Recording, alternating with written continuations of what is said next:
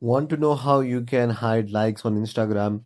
Well, then you are in the right place. Because in this video, I'm going to show you how you can simply hide your likes and share in your Instagram post. So first, what you have to do is open your Instagram account and then select the post that you want to hide your likes and shares on. Simply click on the post and click on the three dots that you see on the top right.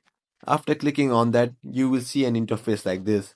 Then simply select the hide like count button, and if you want to hide your shares as well, then simply click on the hide share account. There you go, your likes and shares are completely hidden to the public now. And to do this to your future post and not do this manually, what you have to do is open your three dot settings, scroll down,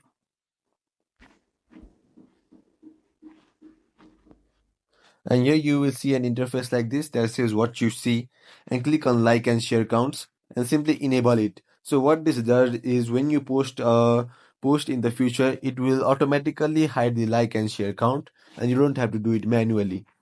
So this is it on how you can hide your like and share count on Instagram. So if you found this video helpful, make sure to like and subscribe.